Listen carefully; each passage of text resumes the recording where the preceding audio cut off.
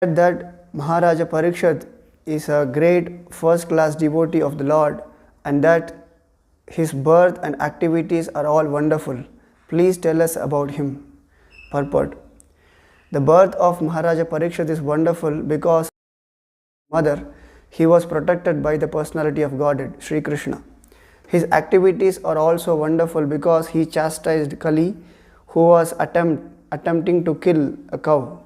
To kill cows means to end human civilization. He wanted to protect the cow from being killed by the great representative of sin. His death is also wonderful because he got previous notice of his death, which is wonderful for any mortal being, and thus he prepared himself for passing away by sitting down on the bank of the Ganges and hearing the transcendental activities of the Lord. During all the days he heard Bhagavatam, he did not take food or drink, nor did he sleep a moment. So everything about him is wonderful, and his activities are worth hearing attentively. The desire is expressed herein to hear about him in detail. Om Ajnanatimmirandasya Jnananjana Shalakaya Chakshuranmilitam Yena Tasmai Shri Gurave Namaha. Nama Om Vishnupadaya Krishna Preshtaya Bhutale Srimate Bhaktivedanta Swaminiti Namine Namaste Saraswate Deve Gauravani Pracharine Nirvishesha Shunyavadi Paschata Deshatarine Jai Shri Krishna Chaitanya Prabhu Nityananda Shri Advaita Gadadhara Srivasadi Gaura Bhakta Vrinda Hare Krishna Krishna Krishna Hare Hare Hare Rama Rama Rama Hare Hare Abhimanyu Sutam Suta Prahur Bhagavatotamam Tasya Janma Mahascharyam Karmani Cha Grinihinaha. Translation. It is said that Maharaja Parikshit is a great first-class devotee of the Lord, and that his birth and activities are all wonderful. Please tell us about him. Hare Krishna. So here in this verse, the sages headed by Shaunaka, they are requesting to Suta Goswami to tell the wonderful activities of Maharaja Parikshit. So here it is said, Abhimanyu Sutam Suta. Abhimanyu Sutam, the son of Abhimanyu. So Parikshit Maharaj is a grandson of Arjuna, Abhimanyu's son. Abhimanyu Sutam Suta, O Suta Goswami, they are requesting to Suta Goswami. Prahur Bhagavatotamam. So Bhagavatotamam means the first class devotee of the Lord. Bhagavata means one who is connected to Bhagavan. Bhagavat means a devotee of the Lord. Only a devotee can connect to the Lord. So it is said, Bhaktyamam abhijanati. Only through devotion one can understand Lord. One can connect to the Lord. So one who is connected to the Lord, Bhagavat means he should be a devotee of the Lord. And here it is said, Bhagavata Uttamam, means he is among the devotees, he is very great devotee, greatest devotee. Bhagavata Uttamam. So Uttamam, the word, Prabhupada explains in a lecture that Udgata Thama. Tama means it is ignorance, and Udgata Thama means it is very highest order, Uttama. So Bhagavata Uttama means there are devotees of the Lord. Among the devotees is great devotee, great first class devotee. And it is said, Tasya Janma Mahascharyam. So his birth and activities, they are all wonderful, Ascharyam. And it is said Mahascharyam, it's very wonderful. And the sages, they are requesting Suta Goswami to describe his birth and activities of Parikshit Maharaj. So his wonderful activities are listed in the purport. Prabhupada says that his birth is wonderful because Lord saved him in the womb of his mother Uttara, and then his activities when he was ruling, his activities are wonderful because he chastised the Kali, and even his death is wonderful. Everything is wonderful about Parikshit Maharaj. So here the sages, they want to hear about Maharaja Parikshit. So devotees, they hear about Lord, they relish hearing about the Lord, and also they relish hearing the activities of the Lord's devotees. So here we see, we read Bhagavatam. In Bhagavatam, activities of Lord is mentioned, the pastimes of Lord is mentioned, and also the activities of devotees. There are great devotees like Prahlad Maharaj, Bali Maharaj, Ambarish Maharaj. They are all great devotees of the Lord, and by hearing the activities of devotees also we get a great pleasure, because they are connected to the Lord. Whatever is connected to the Lord, it is all transcendental, it is all so when we hear the activities of devotees who are connected to the Lord, who are surrendered to the Lord, and that is more purifying.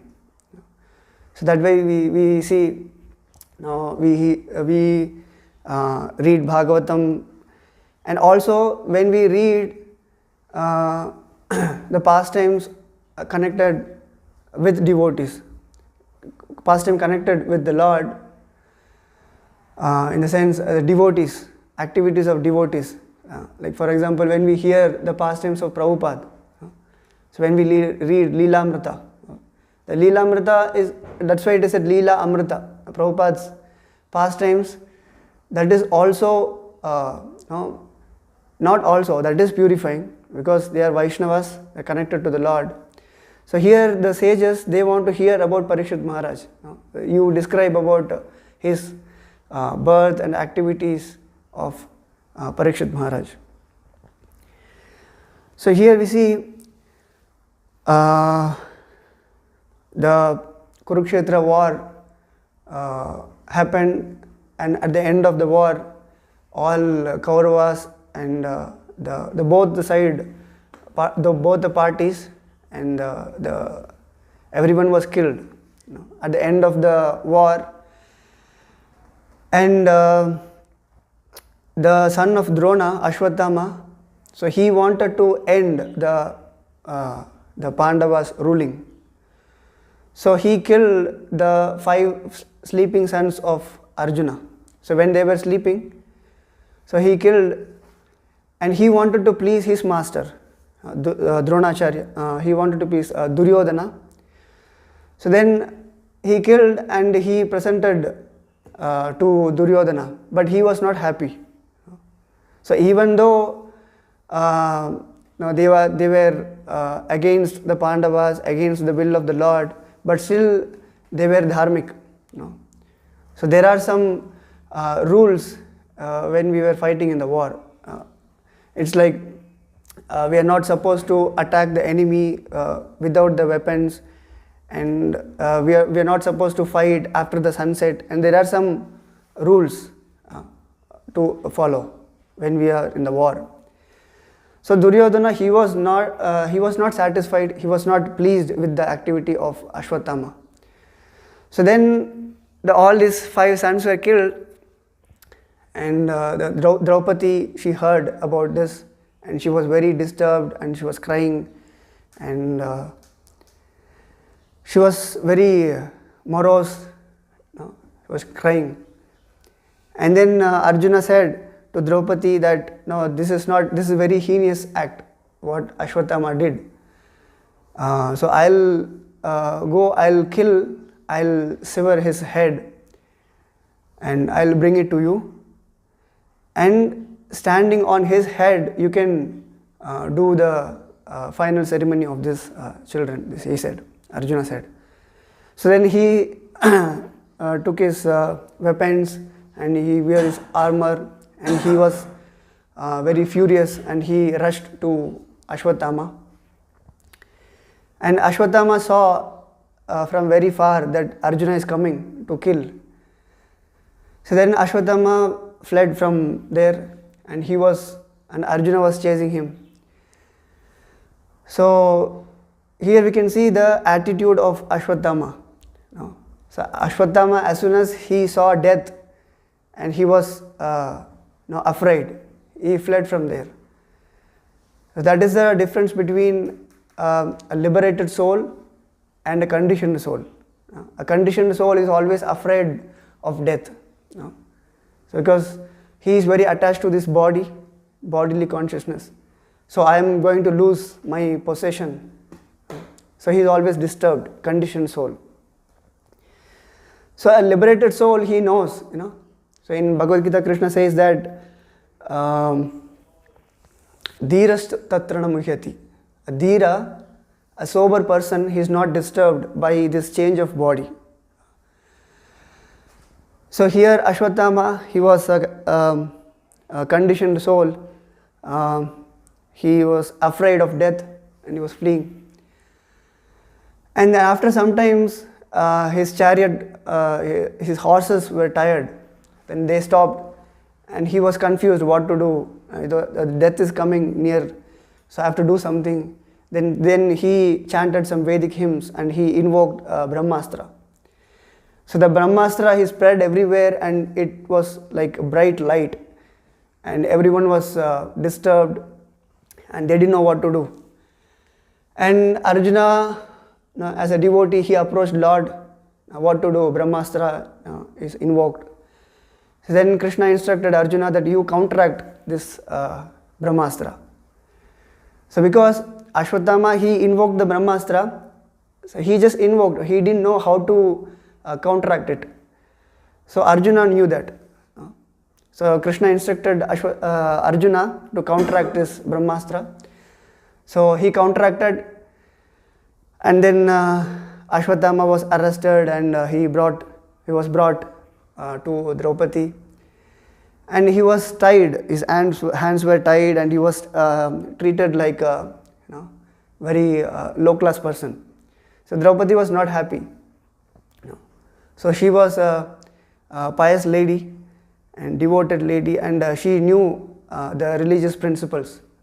Even though Ashwatthama did some heinous act, but we are not supposed to treat a Brahmana like this. Even though he is not acting like a Brahmana, even though he is acting like a friend of Brahmana, Brahma Bandhu, but still we are not supposed to treat him like this.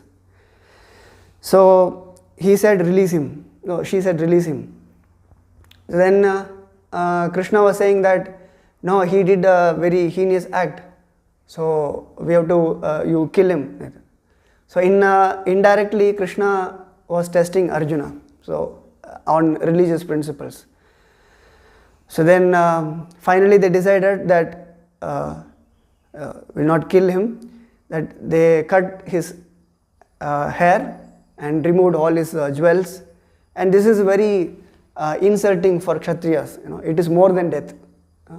Even if you kill them, it is not very insulting. So it's like you defame him. You cut his hair and remove all his jewels, and this is more than death. So he was punished like that. So then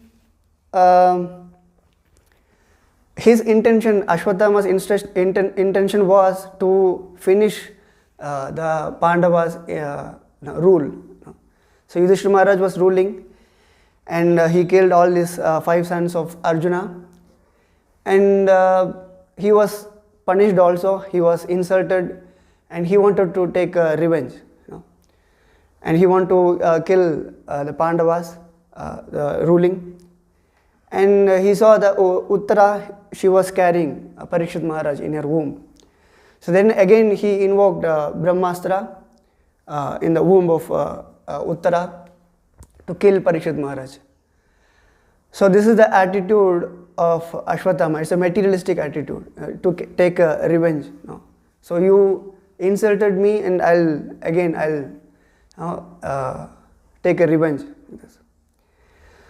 So in the womb, Parikshit Maharaj, he was struck with this light of Brahmastra, and he saw some disturbances there in the womb, and immediately he started praying to Lord, because he was a great devotee of the Lord. He was Bhagavata Uttamam, first class devotee of the Lord, and he started praying to Lord. So that is the quality of a devotee. So we were all in the womb of our mother. So when we were in the mother's womb, we were very disturbed. We are in a packed condition, like a packed bag, and we are not able to move, very frustrating, disturbing.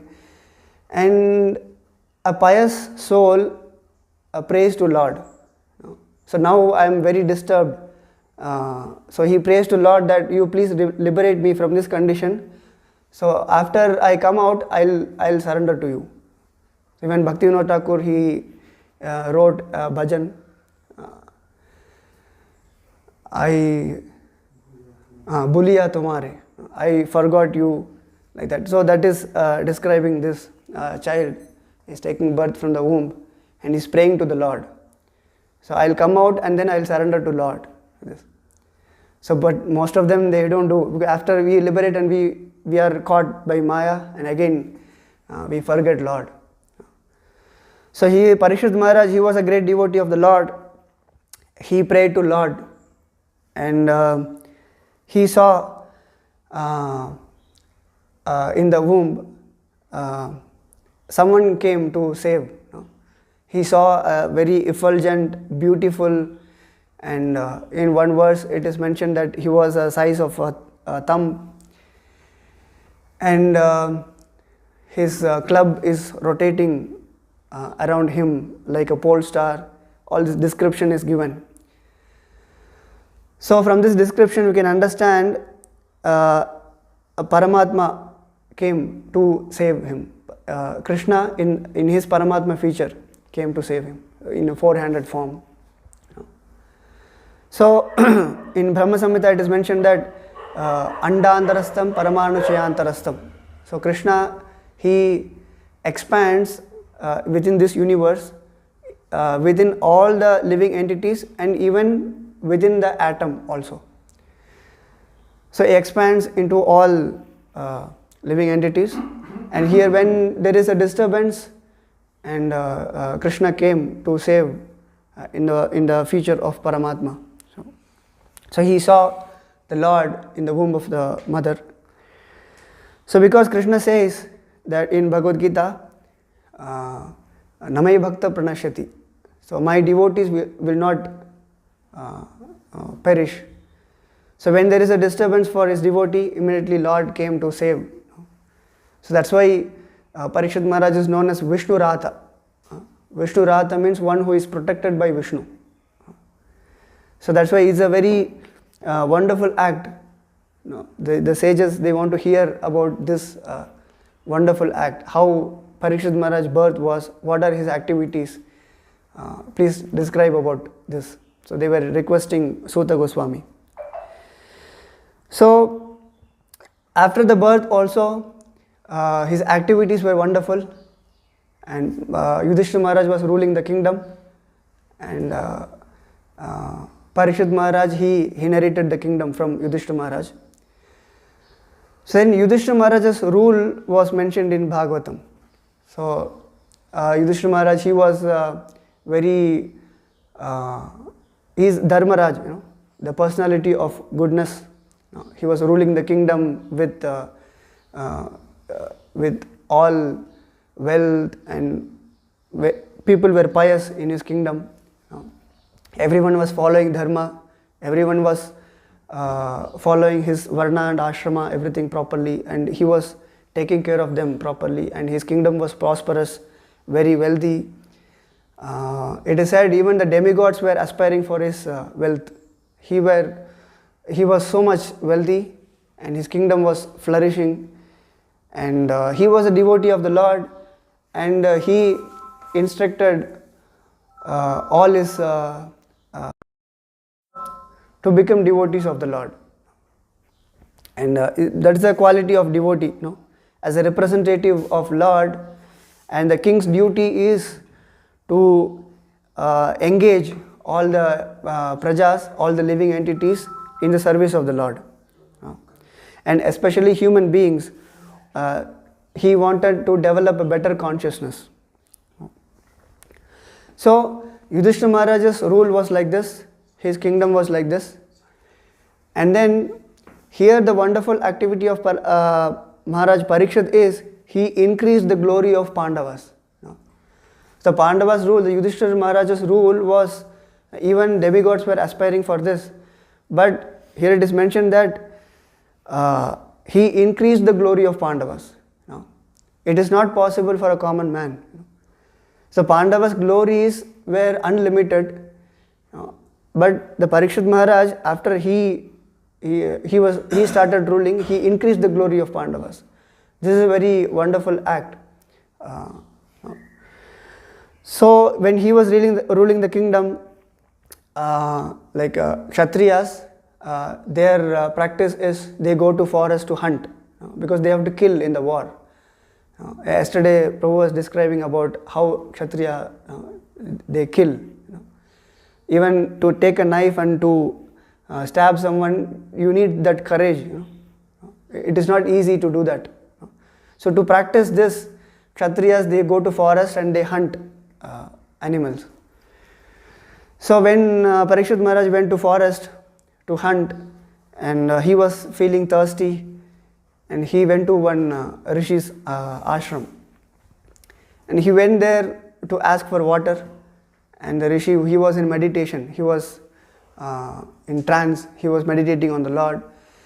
And when Parikshit Maharaj went there, and the Rishi, he didn't notice that Parikshit Maharaj came.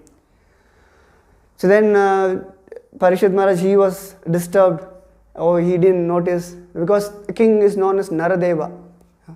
So he is representative of Lord. So we have to respect the king as good as the Lord.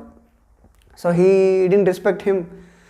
So because of that, he took a dead snake and he put around his neck and went. Then after that, the Rishi's son came. Lord Parikshit Maharaj, he didn't retaliate this. He didn't counteract this curse, because he understood that this is a plan of Lord, this is the will of Lord.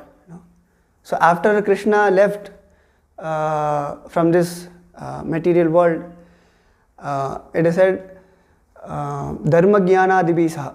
Dharma and Jnana also went with Krishna. So after Krishna left, immediately Kali started entering. But when Parikshit Maharaj was ruling, Kali was not able to enter, because he was so powerful. He was ruling the kingdom with a dharmic way, and people were following dharma, and there was no gap Kali to enter. And here, as because of Krishna's will, he didn't. He could have prayed also to Lord, because when there is a difficult situation, when he was in the womb, the Lord came and he saved. So in this situation also, he could have prayed. He could have prayed to the Lord that I got a curse, so please save me. He didn't do that, because he understood this is the will of the Lord. So he was thinking, I should go with the plan of the Lord, because Kali Yuga should come, it should enter now. So he didn't do that. That's why here it is said is Bhagavata Uttamam. He is because devotees, they don't pray for themselves anything. So I am in a danger, please save me. They won't do that. So they go with the plan of the Lord. So then he took this as an advantage. He got 7 days. So then he approached Shukadeva Goswami to hear Bhagavatam. So he heard Bhagavatam from Shukadeva Goswami with rapt attention. So in the purport, Prabhupada mentions that when he was hearing Bhagavatam, he did not take food or drink, nor did he sleep a moment. So everything is wonderful about his activities. So this is worth hearing, Prabhupada is mentioning. So 7 days he heard Srimad Bhagavatam from Shukadeva Goswami, and with rapt attention. So he didn't take food, drink, and he was completely absorbed in hearing Srimad Bhagavatam. So there are 9 processes of bhakti. Prahalad Maharaj mentions in Srimad Bhagavatam: Shravanam, Kirtanam, Vishnu Smaranam, Padasevanam, Archanam, Vandanam, Dasyam, Sakyam, Atmanivedanam. So there are 9 processes of bhakti. So if someone can do all of them, or some of them, even one of them, with full attention, so then they will get perfection. Then they can develop devotion to Lord. So here Parikshit Maharaj and Shukadev Goswami, they discussed Bhagavatam. So Parikshit Maharaj spoke Srimad Bhagavatam, and Shukadev Goswami spoke Bhagavatam, and Parikshit Maharaj heard Shravanam and Kirtanam. These two are very important among this 9 process of bhakti. So Shukadev Goswami and Parikshit Maharaj, they represented these 2 very important aspects of bhakti, Shravanam and Kirtanam. Just by doing Shravanam and Kirtanam, both of them got full benefit, and they achieved the love of God. They achieved the loving service of the Lord. So here we have to develop this attitude of hearing and chanting the glories of the Lord, Krishna Katha. So these 2 are very important aspects to progress in bhakti. So here in the Krishna book introduction, Prabhupada writes that who will be interested in hearing Krishna Katha? So a liberated soul, of course, he will be interested. So even in Bhagavad Gita there is a verse that liberated souls, devotees, they discuss among each other the pastimes of the Lord. Machitta madgata prana bodhayanta paraswaram kathayantascha mam nityam tushyanti charamanti cha. So the liberated soul, they are interested. They hear Krishna Katha, they hear the pastimes of the Lord, and they are not interested in materialistic activities. But the conditioned souls, they are interested in hearing these materialistic activities. Like they read this novel, and they are not interested in Krishna Katha. Because we are in a diseased condition. In a diseased condition, a conditioned soul is interested in hearing this materialistic stories, activities. Now, but the liberated soul are not interested. They are interested in hearing Krishna Katha. So here, when a person is diseased, when he is given the proper medicine, then he will be cured from the disease. So here the 3 categories mentioned: a liberated soul, and the second one is people who want to liberate, and the third one is materialistic people. The 3 categories given. A liberated soul, of course, he is interested in hearing Krishna Katha, and the second one is one who wants to be liberated, one who is on the path of liberation. He also will be interested in hearing Krishna Katha. So it is said, a diseased person, if he shows interest to hear Krishna Katha, then his path will be clear. So he in the path of liberation, he want to be liberated. So when he hears Krishna Katha, his disease condition will get cured. So by hearing Krishna Katha, then slowly he will develop the urge to hear Krishna Katha. So it is like a spiritualist who are practicing. When we have contamination in our heart, when we hear Krishna Katha, our consciousness will be purified. When our consciousness is purified, slowly our contaminations will go away. Then slowly we'll develop the attitude of loving service to the Lord. So here the second category, one who wants to get liberated, he also will get purified. And the third category is conditioned souls, materialistic people. Materialistic people, even if they hear Krishna Katha, they also can develop the loving service of the Lord. Because the conditioned soul, materialistic people, they are interested in hearing materialistic topics. The materialistic topics, generally it is mentioned, the sexual topics. So Prabhupada mentions in the introduction that if someone is interested in hearing these No, the sexual activities, even if they hear the pastime of the Lord, no, they will get purified. Like for example, Krishna's pastimes are there with gopis. No. This is exactly depicting a relationship between a boy and girl. So when someone is interested in hearing materialistic activities, like sexual activities, if someone hears the pastimes of the Lord with the gopis, gradually they will get purified. So here it is mentioned that it is not unnatural for the conditioned soul to be interested in these sexual activities, because it is there in Krishna. So in this material world, it's a perverted reflection of that sexual desire. So Krishna has this Adi Rasa. So that is reflected in this material world in a perverted version. So in Bhagavad Gita it is mentioned that a tree is there, nearby tree there is a water body. In the water body the reflection is upside down. That is this perverted reflection. So here everything is perverted. So there in spiritual world this sexual desire is to serve Lord. It is love. But here in this material world it is perverted as lust. Like I want to enjoy my sense, I want to enjoy independent of Krishna. So this is in a perverted way. So this is not unnatural that a conditioned soul is interested in this sexual attraction. Yes. So when a conditioned soul, he hears the pastime of the Lord, slowly he gets purified.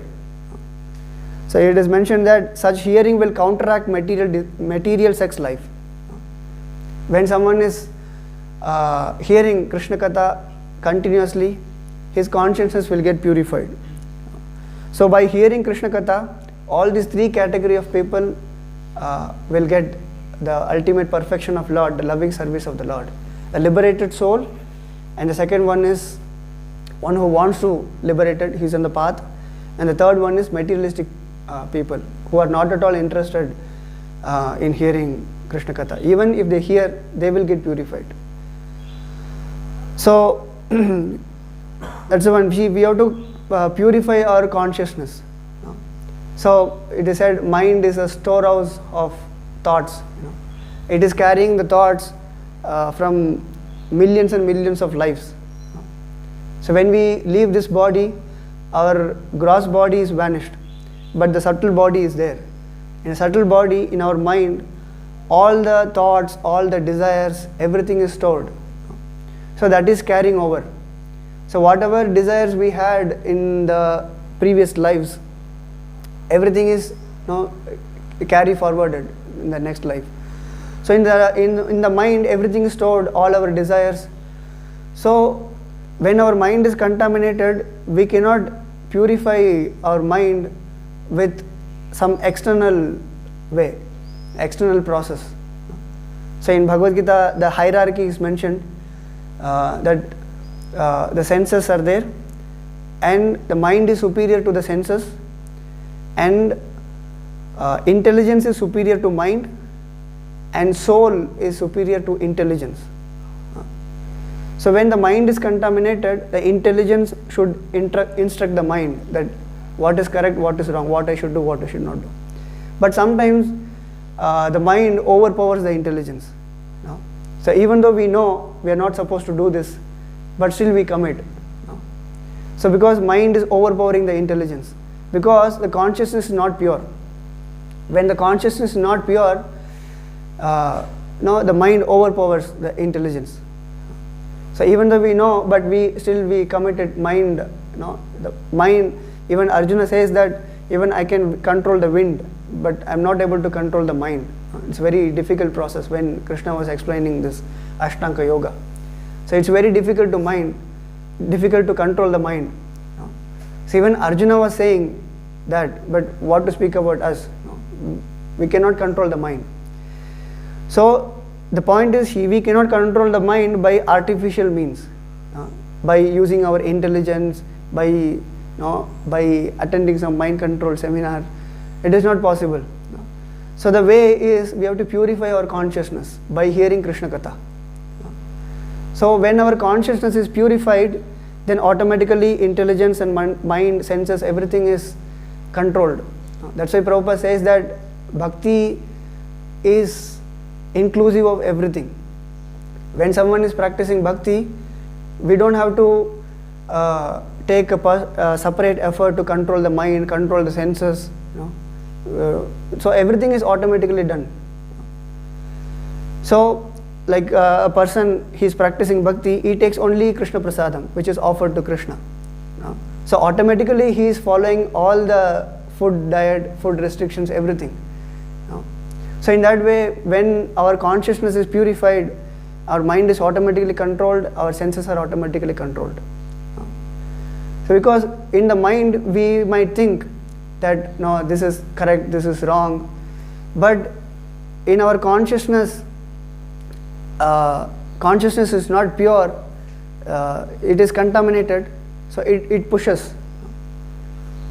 So when we purify our consciousness, the mind is automatically controlled. So in Bhagavatam, in one verse it is mentioned that as it is not possible to filter muddy water through mud or purify a wine-stained pot with wine, it is not possible to counteract. Anyway, so the point is we cannot purify a muddy water with mud. So now our mind is contaminated, so we cannot control our mind. So we have to purify our consciousness by practicing bhakti, by hearing about Krishna, by chanting about Krishna. So this chanting and hearing, these two are the very important process among the 9 processes of bhakti. So here Shukadeva Goswami and Parikshit Maharaj, they are representing these two processes of bhakti, which is very important to progress in bhakti, hearing and chanting, Shravanam and Kirtanam. So when Parikshit Maharaj took birth, so Yudhishthira Maharaj called for the Brahmanas to do the rituals, to do the purificatory ceremonies and all. So after that, Yudhishthira Maharaj inquired about the qualities of Parikshit Maharaj. So one of the qualities the Brahmanas mentioned is Tasma namna Vishnurata iti loke bhavishyati nasandeho mahabhagavato mahan. For this reason, this child will be known in the world as one who is protected by the personality of Godhead. O most fortunate one, there is no doubt that this child will become a first-class devotee and will be qualified with all good qualities. So here in this verse it is mentioned that Bhagavata Uttamam. So he is a first-class devotee of the Lord, the Uttama Bhagavata. So there when Parikshit Maharaj was born, so this was predicted by the Brahmanas that he will become a great devotee of the Lord, and he will have all the good qualities and he will be saved, and also he is known as Vishnu Radha, he is protected by the personality of Godhead. So by hearing Bhagavatam, by hearing the pastimes of the Lord and also the pastimes of devotees, Vaishnavas who are surrendered to the Lord, and we can purify our consciousness. So by purifying our consciousness, we can progress in bhakti and ultimately we will reach the loving service of the Lord. So Hare Krishna, any questions, comments regarding this? One way Krishna says Parikshit Maharaj in the womb, and in another part he is giving through liberation. Krishna will save us through liberation. Means it is like in one part in this material world, why like can you believe? Means in one point of view, Parikshit Maharaj was in the womb. That time Krishna protected him from that Brahmas. Okay. And then in another point, so many souls, how Krishna will save us if means through liberation only Krishna will save us. Means why in this material world also Krishna is saving us through protecting. Means in this material world also is Krishna is protecting, and then spiritual world also means giving through liberation. That one also is protecting. Which one is?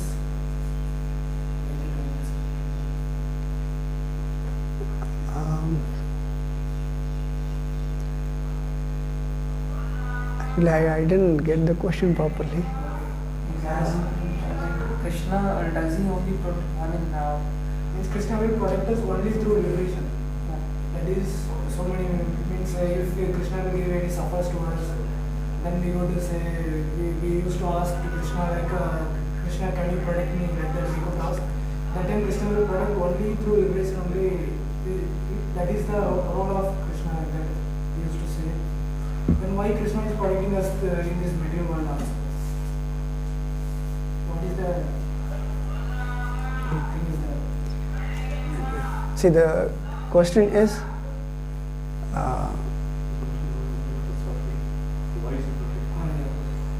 Protecting and Krishna is the real protection is giving liberation. And why is protecting this world? see, in this material world, everyone is conditioned, and we came to this material world because we wanted to enjoy independently of the Lord. So that is the reason why we came to this material world. And actually, Krishna's protection is not like, even in one of the purport, Prabhupada mentions that it is not like saving the dress. So Bhaktisiddhanta Saraswati Thakur says that like if someone is drowning, you just save the dress of him, and it is not that you are protecting him. So Krishna gives not this kind of protection. Krishna gives shastras, and Krishna sends his representatives, gurus, acharyas. So through them Krishna protects us. So we have to hear what Krishna's instruction is and what Guru's instruction. We follow the instruction, that is actual protection. So by taking this instruction and Guru, through this we can liberate ourselves. It is not that liberation, I don't know, as far as I understood the question, I'm trying to explain how Krishna is protecting through liberation. You're asking. The liberation is not the means. How material world people are like suffering Yes. in this material world.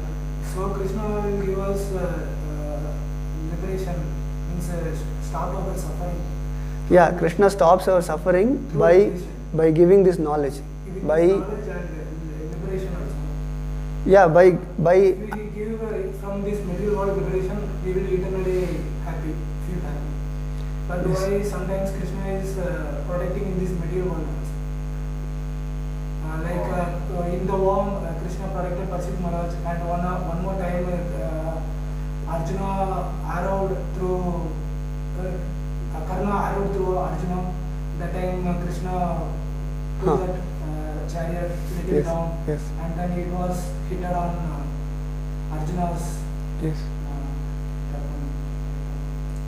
yeah, And then why this material world also he is protecting? He is protecting through liberation only. And why Krishna has to protect this material world? Material was meant for suffering. So then why is he intervening and saving people? okay. So ultimately Krishna's protection is to give liberation, but when we are in this material world, still how Krishna is protecting? Why? Why?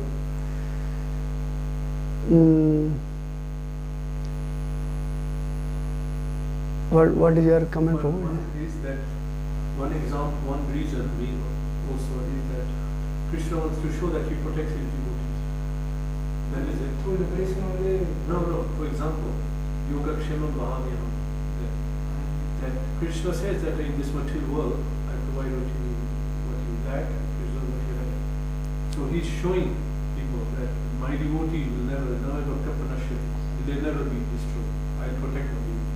He's showing them, and it's a fact that he will protect his devotees.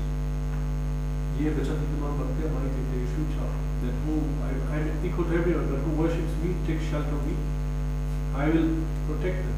Just like Prabhupada gave example that a mother has many children, then the youngest child is fully dependent on the mother for eating, for sleeping, all is going to the mother. So she'll put special attention fully. So So a devotee, somebody who is surrendered to Krishna, he will relieve him from suffering. Even though the devotee doesn't want it, but he will relieve him from suffering, from danger, and he will be in this material world, but he's not going to be, because he's at Krishna's lotus feet. It's a fact that he will protect the person even in this material world. That's the nature of Krishna. And he was another point of view, Kajina Muksa. Yeah.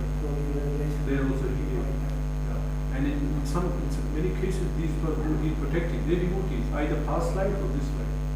So taking in this material world also protecting and liberating through also protecting. How he would protect?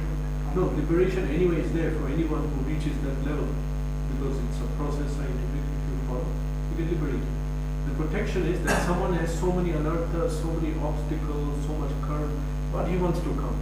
So Krishna will, Ahamtam Sarvapapiti, he'll remove that sinful reaction. That's an obstacle. I want to go to Krishna, but my mind, my senses, my condition is stopping me, and my karma is going to act. But Krishna is, he remove that. If the desire is to come to him, he'll do that. That's what happened. Gita said that in many places. Just by knowing me, you say that is true. You want to come to me, I destroy it. That if you want to come, I give you intelligence how to come to me also.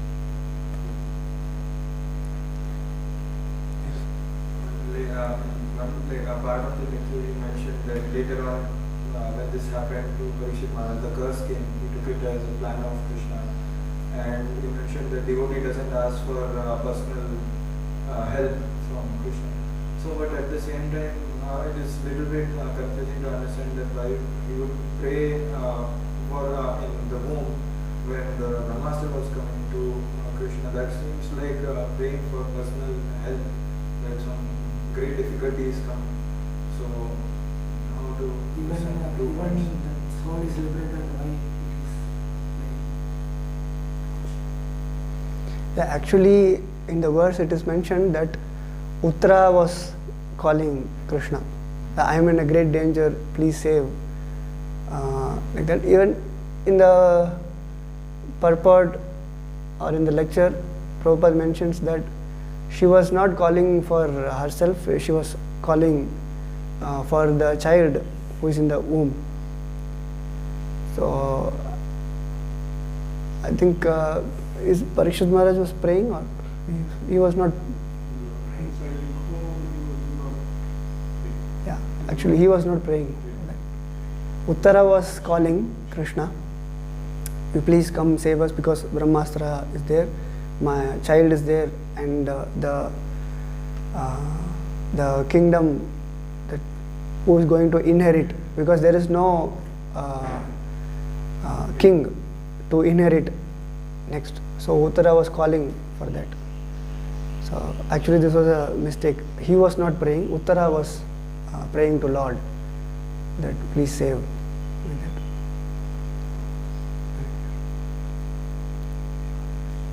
that. Srimad Bhagavatam ki, Srila Prabhupada ki.